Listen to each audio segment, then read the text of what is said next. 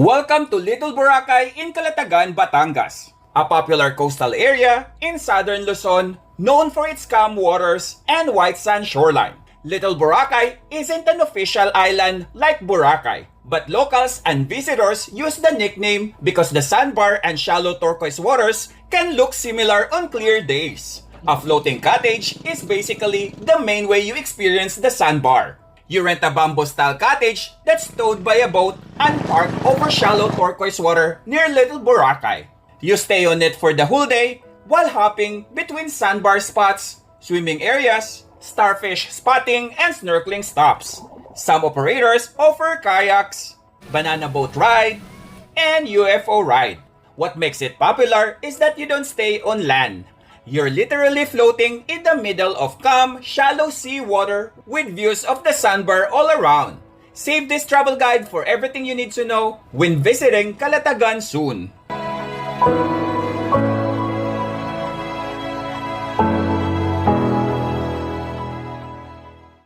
Hello everyone! Welcome back to my channel. My name is Sed and for today's gala, nandito tayo ngayon sa Calatagan, Batangas. So currently, nandito tayo sa Little Boracay. As usual, this is your ultimate guide on how to get here, getting around, and the expenses. So if you're new to my channel, please do not forget to support. Click on the subscribe button and the notification bell so you will be updated to my latest videos. Please follow my Facebook page, Gala ni Sed. Without further ado, let's get started.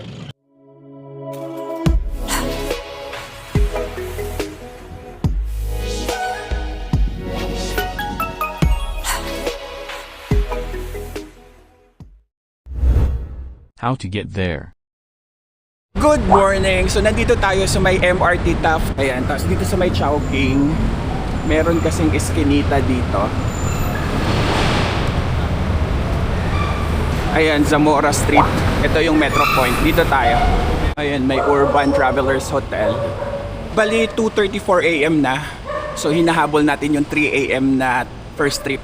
Ayan, dito na tayo sa terminal nila ng van. Kaso sarado pa.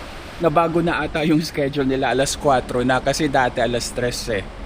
Then kung gusto nyong mag-bus, wala na kasi sa May Buendia yung DLTV. Hindi ko alam kung anong reason bakit wala na. Pero ito yung yung ibang schedule. Sa PTEX naman, ito yung schedule from tourism. Antayin na lang natin kaysa lumipat tayo sa PTEX. Meron na ring pasaherong nag-aantay eh. 3 sila. So 6 kami. So 9 na kagad yun. Baka before 4 AM tayo umalis pagdating ng van. 3:50 AM na. So madami ng tao. Bali, nagtaas na sila ng pamasahe pala dito. 350 pesos na. Then alis na tayo for 17 AM.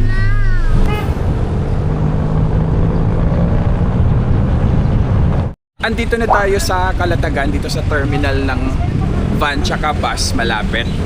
2 hours and 40 minutes yung biyahe natin sa van. Ayan, punta na tayo sa tricycle. Dito tayo sa pila. Kuya, sa Yanis Resort.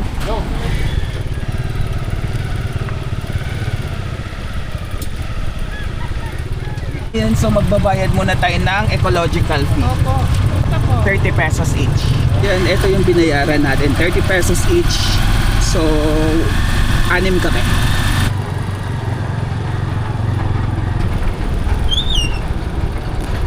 Okay, so nandito na tayo sa Yanis Resort. Hernandez docking area tayo. Kasi yung kausap natin, dito yung docking area nila. So, depende dun sa balsa na nakakausap nyo. Tatanong nyo kung saang docking area kayo. Yun. Hindi kasi lahat pare-pareho. 10 docking area daw dito. So, depende kung kaninong balsa kayo. So, may nakausap na tayo sa balsa. Ito yung details. Bali, 5,000 pesos yung balsa. Kasi rush na tayo. Pero mostly kasi dito, ang rentahan talaga ng balsa dito, yung standard nila is 4,500. Pero since rush na yung reservation natin, kaya 5,000. Maganda naman yung balsa eh. So antayin na lang natin si ate. Yung bayad pala sa tricycle, 50 pesos each. So 3 kami. Kaya 150. Pero alam ko pag solo ka lang iba yung price eh. Kasi Pacquiao yung rate. Yung van pala kanina, since Monday, kaya pala medyo late na sila, alas 4 na. Pero usually daw talaga alas 3, alas 2, bukas na sila. Ayan si Ate Erica, ang kausap natin. Ang kailangan po natin ay yelo. Ano? Yelo po at cooler. Kuya! Akin yan. Meron kasi silang rentahan ng ice bucket. Tapos, yellow na rin meron. 50 pesos daw yung yellow. Then 100 ata yung mamaya confirm ko yung rentahan ng ice bucket. Parang maraming tao. Kahit Monday.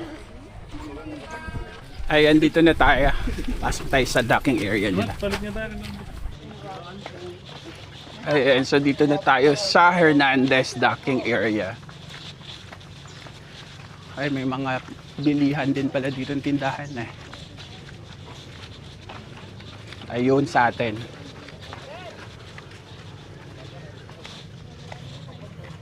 Dito tayo. Ayan.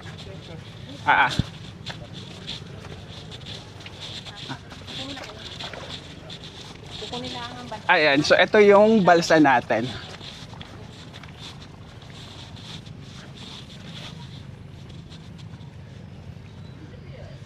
Dito tayo. Ayan. Okay naman yung mga nila, life vest. Tapos ito yung room nila. Maliit lang. Mga life vest pa. Pwedeng tumambay dito. Tapos, yung likod, may grilling area sila.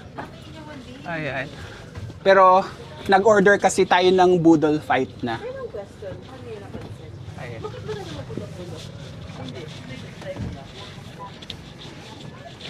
Ito yung sa taas. Yan, may upuan. Ito yung view.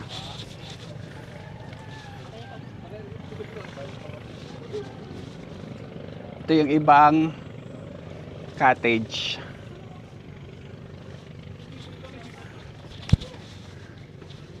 Ano na, 7:26 AM. So usually ang dito, yung oras is 7 AM to 4 PM.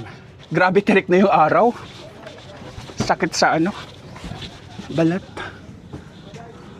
Ito na yung ice bucket na nirentahan natin. So 100 pesos yung rent nito. Tapos yung yellow, 50 pesos. Ayan.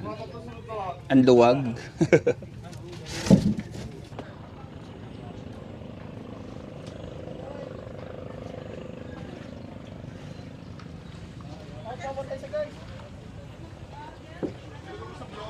Parang ang dami.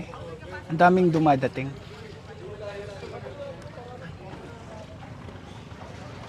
Pagka plan nyo pala dito ng weekend, Saturday, Sunday, kailangan super advance yung nyo reservation.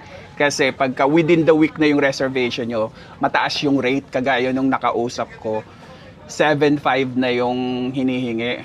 So, eto 5,000 yung rate nito. Pero usually, sabi ko nga kanina, 4,500 lang talaga yung standard. Pagka advance yung reservation. Then pet friendly daw dito. Tapos kung gusto niyo mag-rent ng video okay, meron naman si ate. 800 daw sa kanya, sa iba daw 1,000 daw 'yon, pero sa kanya 800. Sabihan niyo lang siya si Ate Erica. Tapos may signal naman dito, may mobile signal. Bale 3 bars ng 5G sa Smart. Then sa Globe, sinong Globe? Ilang bars?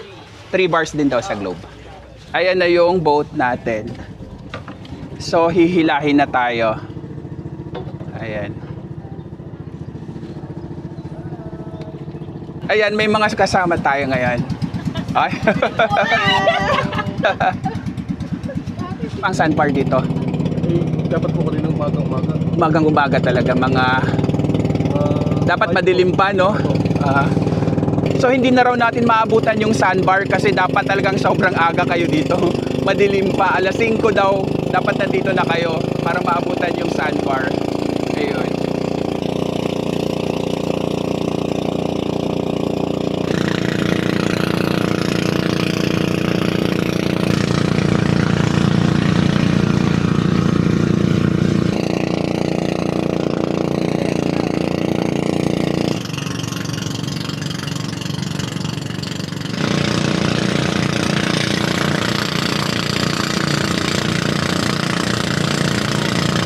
Tapos pwede ring mag-rent ng ganitong tubig.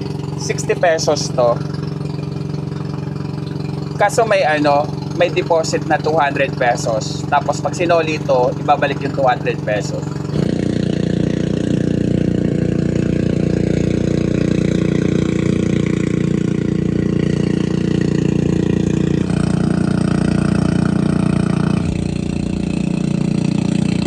Ayan, so pwede palang mangisda dito. Nangisda sila.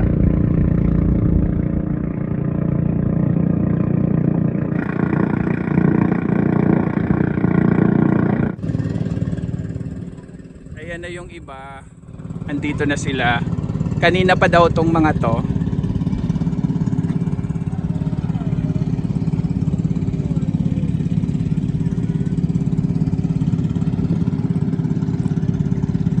Ito yun kuya, di ba dapat ang sandbar? Ayan. So dito dapat yung sandbar kaso high tide na. So once again, kung gusto niyo talagang maabutan na makita yung buhangin, kailangan maaga kayo dito, alas 5 pa lang. Nandito na kayo.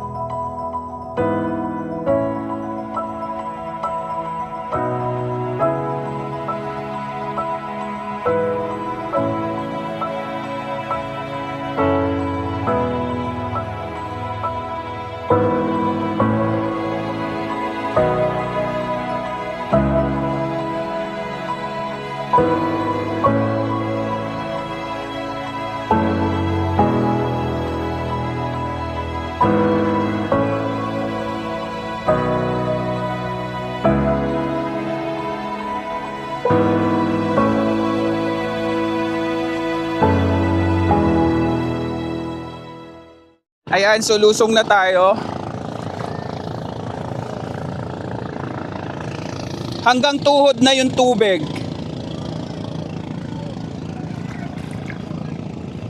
Ayan. Linaw ng tubig. Ayan. 8:21 AM na kasi kaya pataas na yung tubig. Mamaya mas tataas pa to.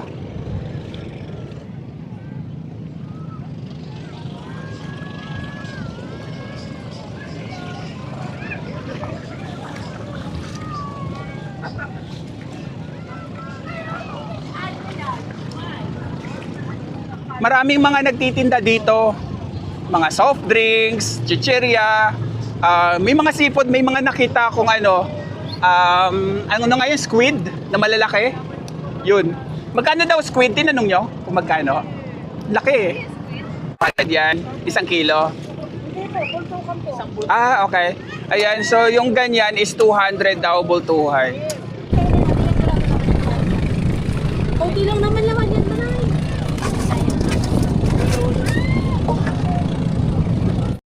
Ayan, so ganito karami yung 200 pesos. Hinati-hati na. Okay, so anong game ba to? May game ba tayo? Wala, padamihan lang. Okay, game. Go, kain na. Cheers! Game!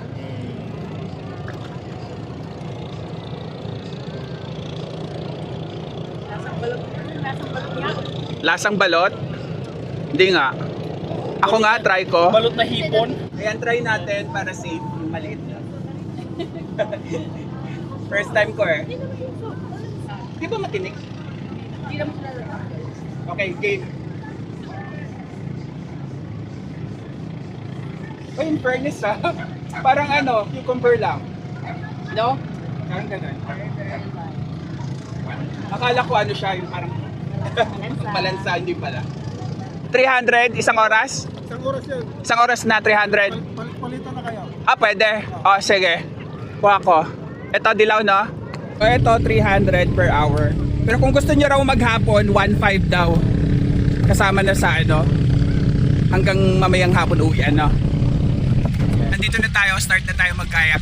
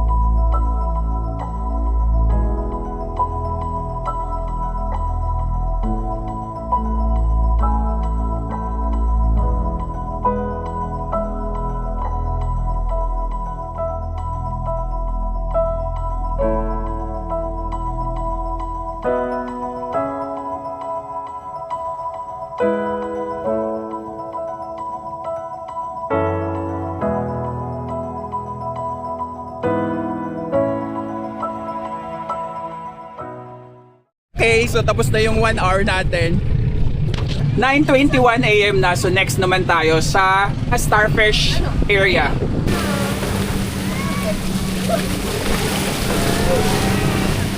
Ayan, sa mga starfish na tayo. May nakita ako. Ayan yung mga starfish. Wala na kaya.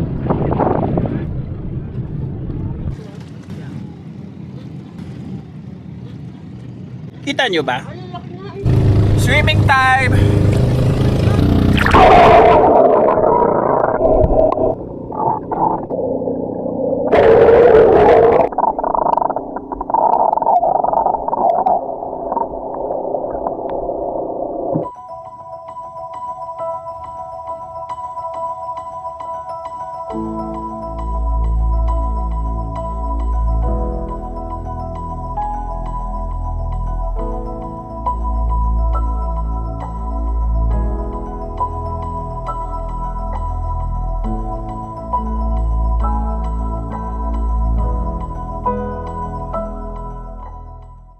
Ayan, so eto na yung food natin. Ay, grabe. Oh my gosh, ang dami. Wait. Ayan, ang food natin. Wow. Ayan. Ang dami oh.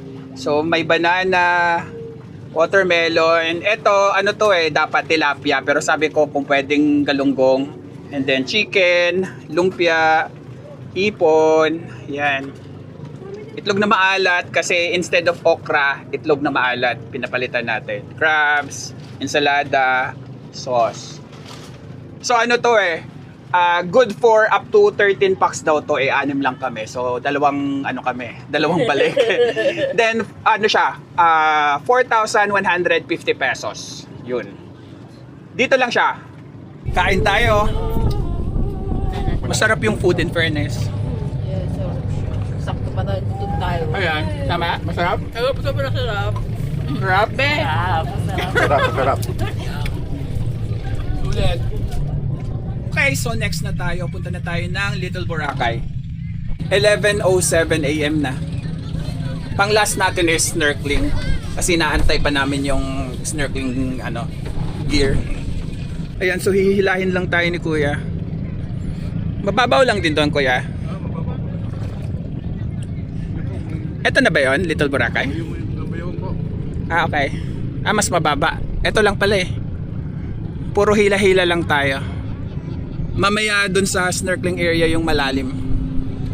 Ayan, may mga isda maliliit. Kita nyo ba?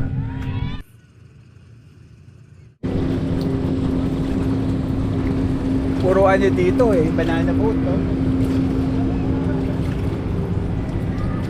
Hila-hila lang tayo ni Kuya papunta sa Little Boracay. Ito na yung Little Boracay nila sa area na to.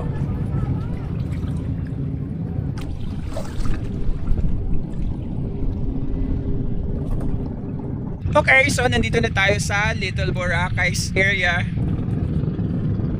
Ayan.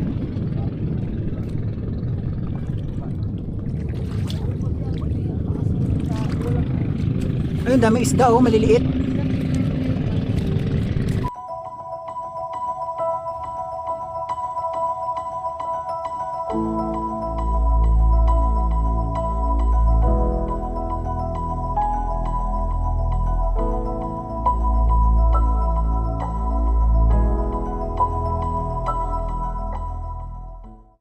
Ayan na yung boat. So sa last stop na tayo sa snorkeling area. Ayan, hihilahin na tayo.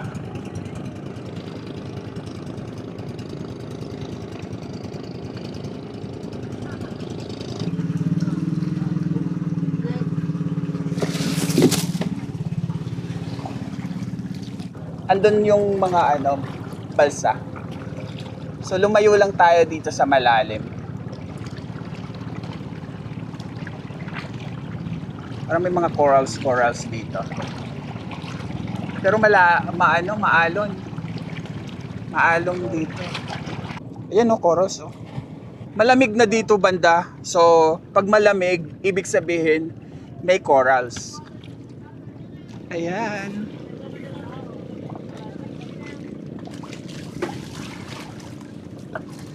Okay, so snorkeling time.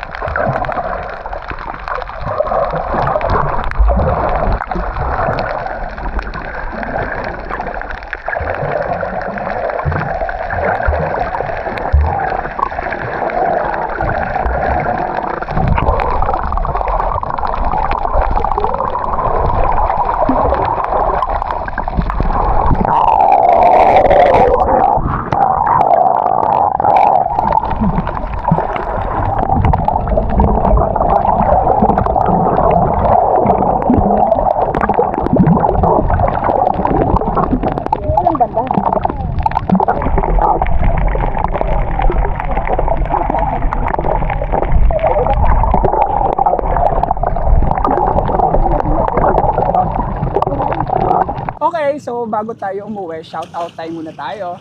Shout out sa inyo. Shout out din sa inyo. And shout out sa inyo. Shout out sa inyong lahat. Ayan na yung boat natin. Balik na tayo. 12:27 PM.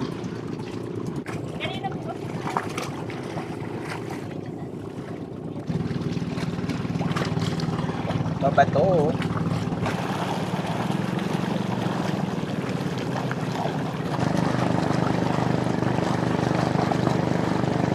Ang warm na ng tubig dito. So, puro bato-bato na lang.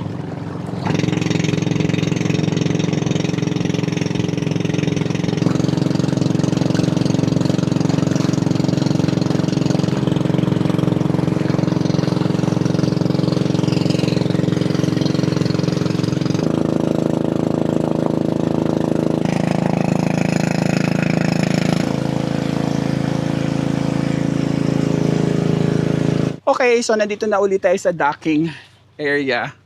12:53, so magbabanlaw pa tayo. High tide na siya. Ayan, may tubig na kasi kanina wala eh. Putik lang talaga.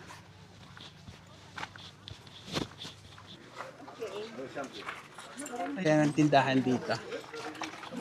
Sa mga shampoo. Ito yung banlawan nila. Ayan, restroom showers. Ito yung rates. Ayan, shower naman pala talaga. Tatlong shower naman pala, 30 pesos. Tapos meron din dito. Ito pala, may pool pala sila. Ito yung sa Yanis Resort kasi. Ayan, may pa-pool pala dito. Okay yung accommodation nila. So pwede kayong magstay overnight dito tapos island hopping, floating cottage. Ayun no. Meron pa sila doon, ang ganda. Ganda pala ng Yanis Resort. Ganda ng rooms nila eh.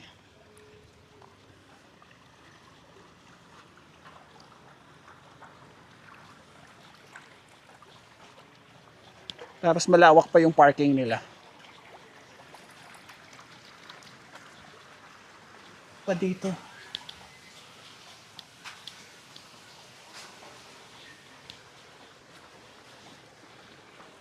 Yan o, shower. Huwag niyong kalimutang kunin yung number ng tricycle driver niyo para pagka pauwi na kayo, kukontakin niyo na lang para pick upin kayo. Then ihatid sa sa sakayan. Ayan, ito na yung tricycle.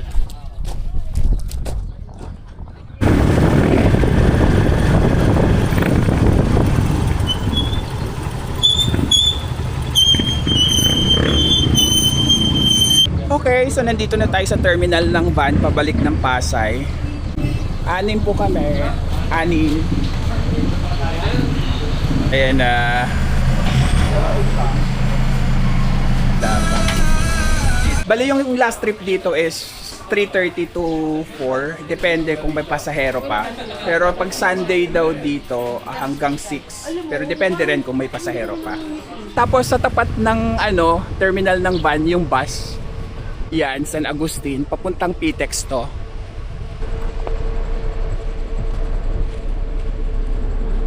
Ayan, PTEX LRT.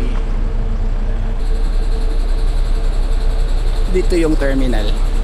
280 pesos yung pamasahe pa PTEX.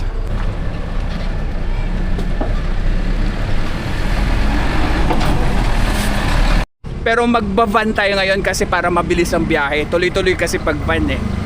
That's it for today guys. Thank you for watching this video. Keep safe and enjoy your gala.